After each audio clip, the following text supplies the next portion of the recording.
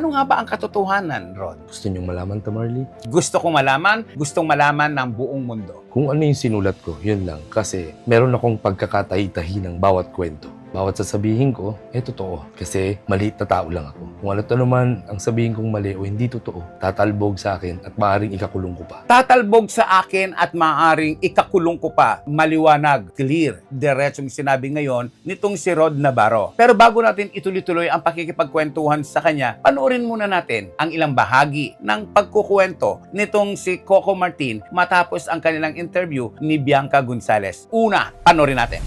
Taping ako ng Batang Quiapo. Umuulan. Tapos alam mo, nasa labas ng pinto nung location namin sa gate. Hindi kami magkakilala. Awang-awa ako sa kanya na parang pelikula yung eksena kasi hinihintay niya ako. Umuulan. Pabaklas na ako papuntang Antipolo. Tapos biglang sabi niya, Direk.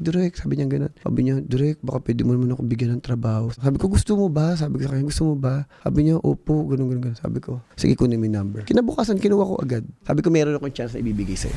Ano ang masasabi mo doon sa sinabing senaryo ni Coco Martin na malakas ang ulan, lumapit ka sa kanya, paki-clear at ikwento mo rin ito? Una kong gustong sabihin kay Direk is maraming salamat. Na-appreciate ko. At sa anumang platform naman ako interviewin o dati pasulat ako sa dyaryo, talagang nagpasalamat ako ng todo-todo. Marami nakakita nun. Nung ako'y matapos doon. Gusto kong magpasalamat sa kanya muli. Hanggang ngayon, utang na loob kong paglabas ko sa sikat na teleserye niya. Para naman dun sa sinabi niya, totoo po, Tamarly, lumapit talaga ako. Naglakas loob ako kahit wala akong pamasahe, wala pang kain, walang baon ng mga anak ko. Dahil yun ang kagawin ng isang ama. Di baling manghingi ng tulong, kaysa magnakaw o manloko ako. Lumapit po ako kay Direk at nagmakaawa ng trabaho. Kung kaya mong mabuhay sa tundo, kaya mo ring mabuhay saan man sa mundo. Morley Alinio. Ito ang Tundo.